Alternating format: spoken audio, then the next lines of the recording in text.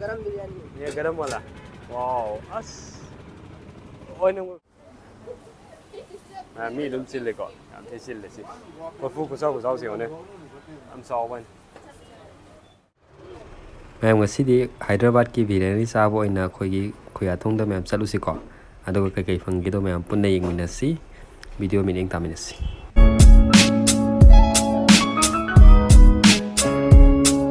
भाई लाई मफमसिना खोगी खोयाथोंग की traffic island लाइबो को खोयाथोंग की ट्रैफिक आइलैंड से लाइदे को अदुगा खोगी थांगवैबन खोई डीएम कॉलेज फ्रॉम चटपगी लंबी दे को डीएम कॉलेज फ्रॉम चटपगी लंबी दा एक मशीन वाइदे लाइबा कोई दिल्ली दरबार की चिकन बिरयानी है को नम A1 है वैसे A1 की चिकन बिरयानी से कई फंगी तो ये मुझे मैम को अदो सी हाउदो माले मैम हाउ तंग का हाइजर के मैम तो मफम से तंग का तक्सरम के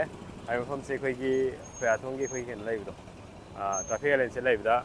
सिगी डीएम कॉलेज फ्रॉम चटपगी है डीएम कॉलेज फ्रॉम चटपगी थांगोन चटपगी लंबी सिदा अदम स्माइल लेरमनी A1 एन थारनी को हैदराबादी बिरयानी नि हाइगो मोइसा हैदराबादी बिरयानी ने अदुगा कई फंगी से येंगसी हैदराबादी बिरयानी लाइदा अदुगा अतोपमना खोगी सुमनगी चिकन बिरयानी ने मसाला चिकन बिरयानी हाइबो लै सोना कन हा सा होटल गदी मैम लै को आइदे खोगी कई फंगनो दो येंगसे अदुगा सिदा तंग येंगबियो चिकन फ्राई नि को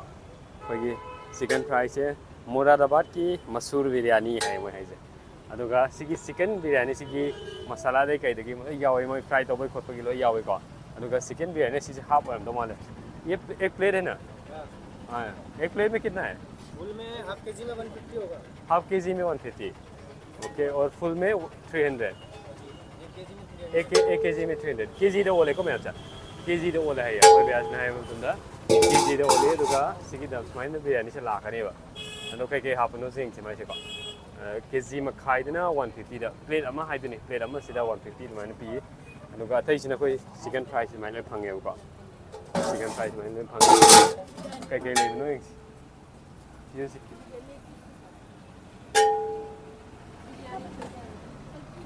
केजी को ओदा बाइना मैं केजी ओला नहीं बाइना का अदुगा प्लेट से सर्व तो मैं ग्रेवी को मुझे क्या आओगे से क्या मैं आओ मही इसमें हाथ चली सो सब तो क्या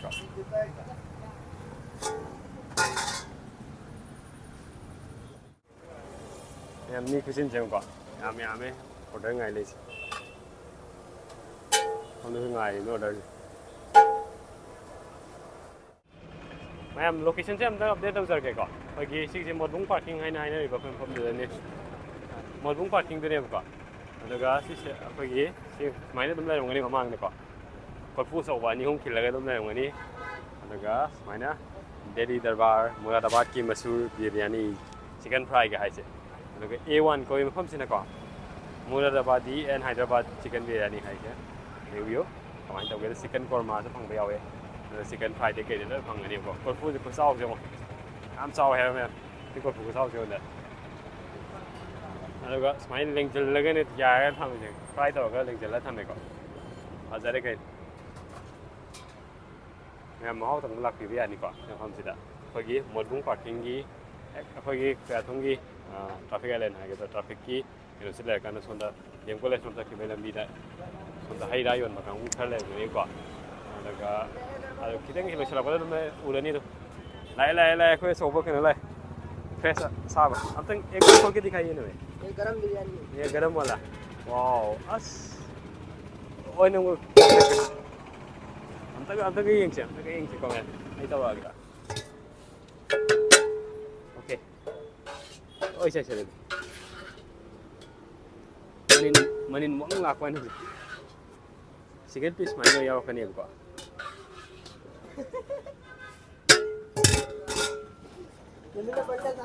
असाबने असाबदा ए पुथोरे जे थांगा चनी को सिगा ए थांगा ला थमने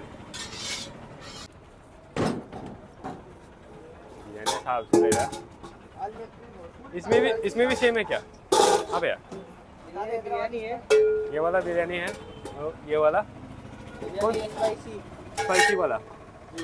इसमें ज्यादा मिर्ची है क्या मिर्ची होता है इसमें स्मोक हम छाया ही मेरे को और इसमें क्या है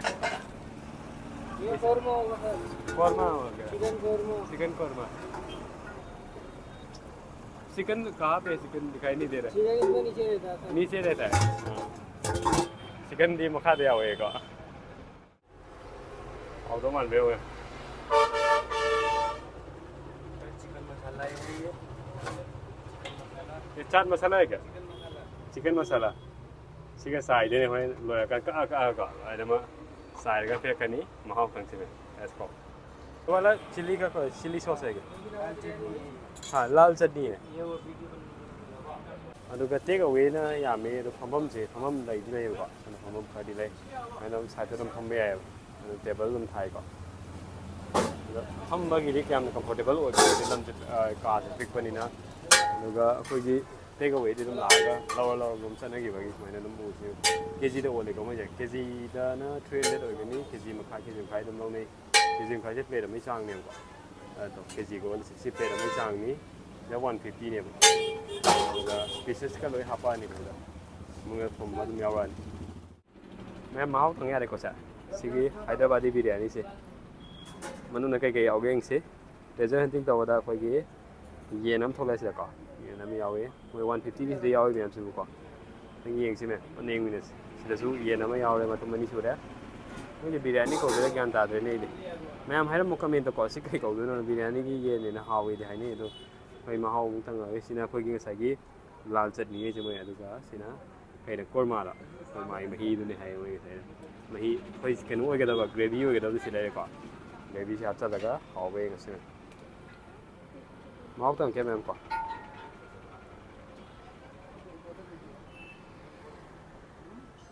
मोरोक से हम याव मोरोक से हम सादम फरम हावे ngay को हावे है Mahao thì top anh này, coi như, hào béo rồi, wow, mấy cái là chân này tao gravy xem hỏi mày, gravy tao cái thì cần cho sao để rồi bị hỏi, nên có ấm tăng á, ok, hai mà đây sôi bên này hai tao số, không có gì hào vậy,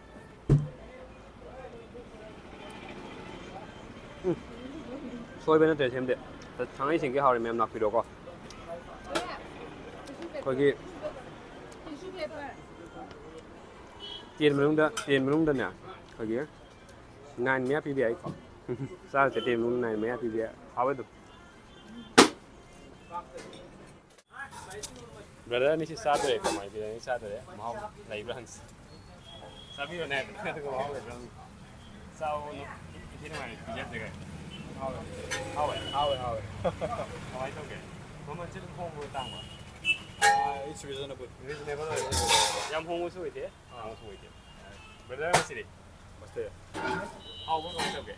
या मावा yam how okay yim kai de no bro कोई slice देखने sai de gida Singapore to airport to okay ban sa biro ka abi dik how bro kamai tau ke yam how nante yam how to busu nate adum maya weram na Hyderabadi ni ke di hai ko kare Hyderabad ta ni de hai Hyderabadi biryani ni hai ko it's not Hyderabadi. Hyderabadi it's not like this. okay thank you bro They took the name but it's not Hyderabadi biryani is not like this. It's much better. Anyway, you can fill your tummy. It's reasonably good. maman si kamai tau rate che Maman, I feel it's a little bit more than what it should be. okay Half plate, they are charging about 150. Yeah, maybe it's because here it's not available. They are doing monopoly, that's why. okay ya no ai Okay. india ta mai hai di bai da ka Okay, thank you. thank you so much